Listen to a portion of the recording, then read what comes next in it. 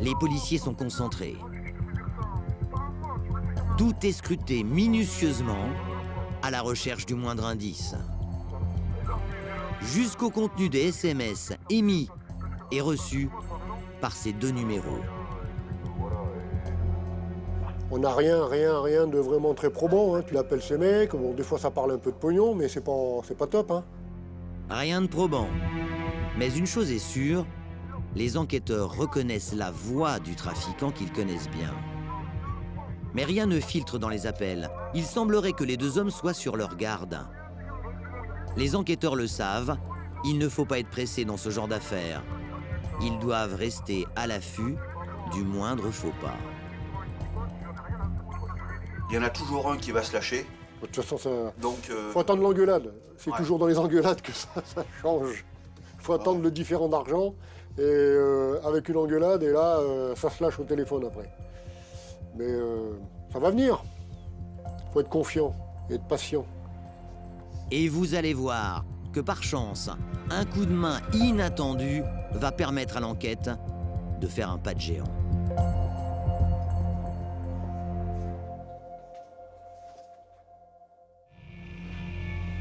Deux jours plus tard, dans les bureaux de la brigade des stupes, le dénonciateur refait parler de lui. Jean-Claude vient d'être informé. Il y a quelques minutes, l'interlocuteur anonyme a appelé le commissariat avec de nouveaux éléments. On vient d'avoir un complément d'information par notre informateur, comme quoi on aurait une personne qui garderait le produit stupéfiant dans l'immeuble et qui serait un de ses voisins. L'informateur en saurait plus désormais sur le fameux Mathieu. Et voilà ce qu'il a expliqué aux policiers. Un homme, dont le nom n'a pas été communiqué, servirait de nourrice à Mathieu et habiterait 2 étages plus haut. Nourrice, dans le jargon, cela veut dire qu'il garderait la drogue chez lui pour permettre aux dealers de réduire les risques en cas d'arrestation. Le réseau de trafiquants semble s'étoffer. Pour les enquêteurs, c'est une véritable aubaine, car si cette information est juste, l'hypothèse d'un trafic de stupéfiants se précise. Et dans ce cas, l'homme au cœur du réseau ne serait pas leur suspect initial, mais ce fameux Mathieu, déjà connu pour des faits similaires. Désormais, les enquêteurs vont focaliser leurs recherches sur ce dealer réputé, car s'il a une nourrice, cela veut dire qu'il revendrait de grosses quantités de cannabis.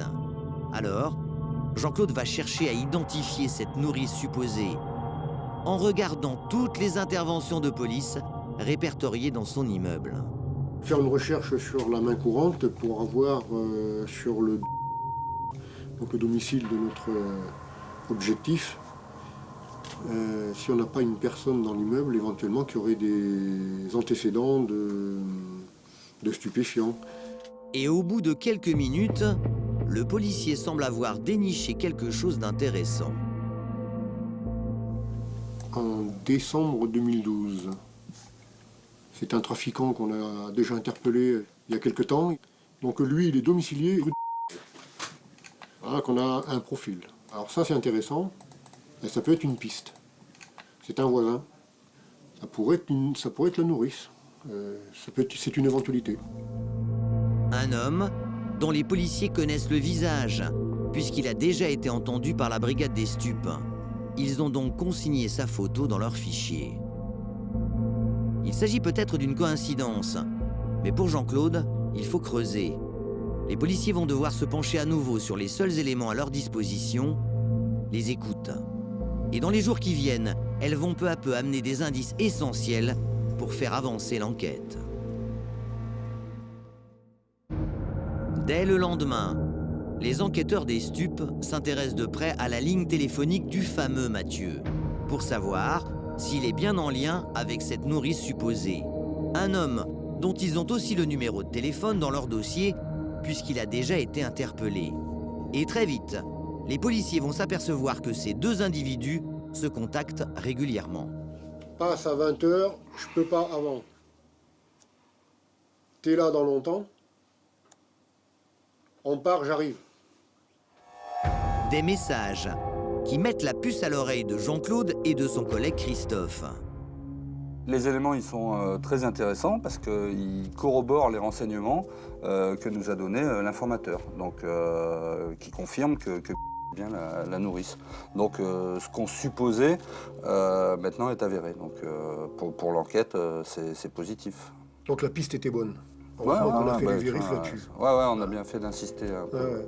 Pour les enquêteurs, les choses se précisent. Il y aurait bien un trafic en cours et assez organisé. Avec un petit revendeur, un dealer et une nourrice, dont le visage est déjà bien connu des policiers. Mais pour l'instant, toujours aucune conversation explicite entre ces individus pour le prouver. Sauf que Michel, le chef des stupes, vient de faire une belle trouvaille en écoutant la ligne téléphonique de leur suspect qui vit à la campagne. Il a appelé un gars pour lui dire qu'il avait un demi-lièvre et que s'il voulait, il pouvait passer lui donner. T'es au travail là? Non, c'est chez moi. J'ai tué un lièvre et là je suis sur Limoges et je voulais te filer un morceau pour cuisiner pour toi quoi. Donc toi je peux pas te de sanglier, je peux pas essayer de sanglier à un rebeu tu vois, alors je vais lui filer un bout de lièvre. Il va pas dire j'ai, je sais pas moi, une demi-plaquette de 100 grammes de shit ou un demi-kilo. Donc il faut qu'il trouve un code. Et lui, comme il est chasseur, et que ses copains savent qu'il est chasseur, eh bien, il parle d'un demi-lièvre ou d'une cuisse de chevreuil. Pour les policiers, pas de doute. Cette conversation sur du gibier est une embrouille. Et elle confirmerait que leur suspect initial revendrait bien du cannabis à des clients. Un nouveau trafiquant dans le paysage local du deal, inconnu de la brigade des stupes jusqu'ici. Donc, l'homme dénoncé au départ, par un appel anonyme, serait bien revendeur de cannabis. Et il s'approvisionnerait chez Mathieu, le dealer présumé, qui lui-même cacherait sa marchandise chez un voisin, une nourrice 2 étages plus haut dans le même immeuble. Les pièces du puzzle s'assemblent peu à peu, à force de persévérance. Et le soir même, c'est un échange de SMS qui va enfin fournir aux enquêteurs une piste sérieuse pour tenter de coincer leur suspect. Le revendeur et le dealer présumé auraient prévu de se rencontrer. Une discussion a priori sans intérêt, mais pas pour Jean-Claude, qui voit dans ces quelques mots le signe d'une transaction potentielle. Ça va et toi? Je suis au taf, qui lui dit. Ok, moi ça va, t'inquiète, c'était pour prendre des nouvelles. Et là, lui dit, c'est gentil, je passe peut-être demain. Il n'y a malheureusement pas d'horaire précis. Mais derrière ce simple rendez-vous, les policiers comprennent que peut-être leur suspect revendeur viendrait voir Mathieu, le dealer présumé, pour se fournir en produits stupéfiants et pouvoir alimenter ses clients.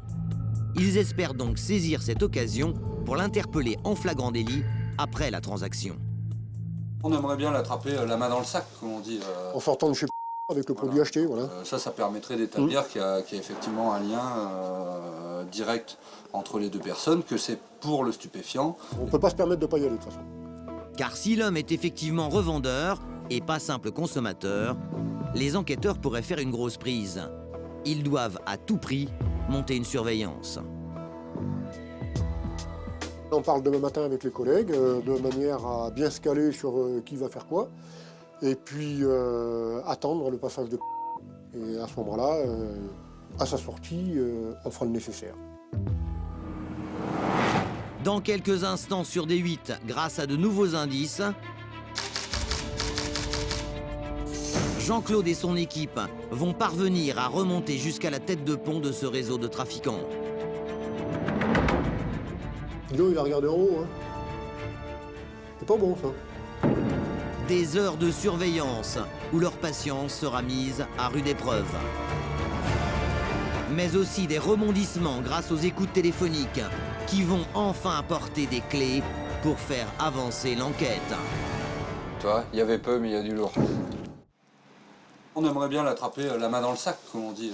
En sortant de chez avec le produit acheté, voilà. Ça permettrait d'établir qu'il y a effectivement un lien direct entre les deux personnes, que c'est pour le stupéfiant. On ne peut pas se permettre de ne pas y aller de toute façon. Car si l'homme est effectivement revendeur et pas simple consommateur, les enquêteurs pourraient faire une grosse prise. Ils doivent à tout prix monter une surveillance. On parle demain matin avec les collègues, de manière à bien se caler sur qui va faire quoi, et puis attendre le passage de... Et à ce moment-là, à sa sortie, on fera le nécessaire. Une opération qui est en fait un véritable coup de poker pour les policiers.